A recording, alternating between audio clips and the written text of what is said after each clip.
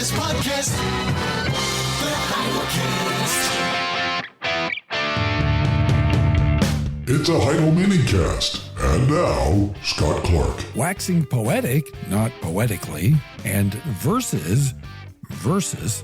If the Heidelcast helps you, won't you help us keep it going? Please make the coffer clink by clicking on the PayPal link or by sending a check to Heidelberg Reformation Association, 1637 East Valley Parkway, number 391, Escondido, California, 92027. One of the best ways to keep up with Heidel content is to download the Heidel app. And when you do that from Google Play or from the Apple App Store for free, it gives you instant access to all the content on the Heidel blog and on the Heidelcast. So I think you should do it. The Heidelcast. Sportscaster Dick Enberg died in 2017, and in remembering him, one writer recalled him waxing poetically while calling a ball game. To wax poetically suggests that one is polishing one's car while reciting Keats, but that's not what the writer intended.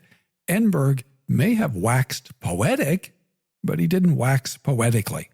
And I'm not being pedantic here. That is, I'm not calling undue attention to detail. The verb to wax has several senses, but in this context, the meaning has been fixed since AD 971. So I don't want to hear anything about, the meanings of words change. Well, they certainly do. But the meaning of the verb to wax in this context has not changed since 971. So we can't justify every abuse by appeal to description versus prescription. The verb to wax used in this context means to grow or to increase. Thus, a moon is said to wax, that is to increase, or to wane, that is to decrease. And what the writer meant to say was Dick Enberg was describing a ball game prosaically, that is, using straightforward language. The shortstop threw the ball to first base. But after an outstanding play, for example, a double play, Enberg waxed poetic. That is, his language grew increasingly poetic, or it became poetic. The batter hit a rocket, but the shortstop rifled the ball to first. He used metaphors to convey the drama of the moment. Remember, in this context, to wax means to grow or to increase. Its opposite is to wane or to decrease. The verb to wax has other senses, several of them derived from the sense to increase. Not all of them, however, are related. One of my favorites means to defeat thoroughly. For example, in 1980, the Huskers waxed the Hawkeyes 57-0. In recent years, however, their fortunes have waned. With the arrival of Coach Rule, the hopes of Nebraska fans are waxing again. Ladies and gentlemen, Scott Clark. The Heidelcast. In this episode, I also want to talk to you about the difference between verses, V-E-R-S-U-S, and verse, V-E-R-S-E. This is a problem of learning words with our ears, orally, A-U-R-A-L-L-Y.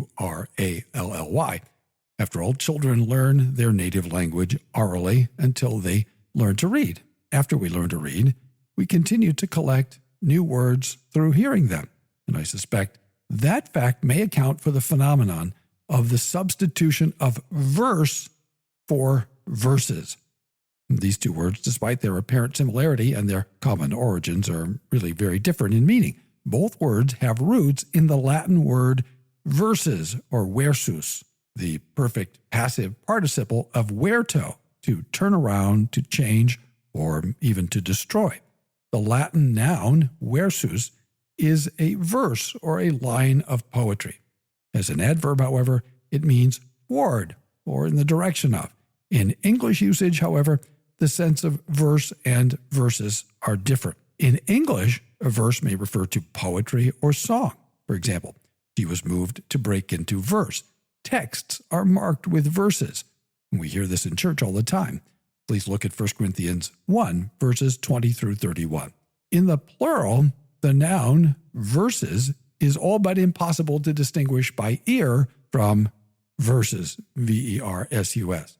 So V-E-R-S-E-S and V-E-R-S-U-S sound in English to most of us, most of the time, like the same word. But the second, versus, in English usage means as opposed to or in contrast to. And it's most often used in legal and athletic contexts. For example, court cases are cited by using an abbreviation of versus. So, to cite two notorious Supreme Court cases, Scott v. Stanford or Roe v. Wade. That V stands for versus, versus. Athletic contests are regularly referred to in the same way. The game of the century, for example, in college football was Nebraska versus Oklahoma in 1971. But over the last several years, I have noticed people using verse, V-E-R-S-E, in place of versus, V-E-R-S-U-S, as in, and I hear this a lot, Nebraska versus Oklahoma.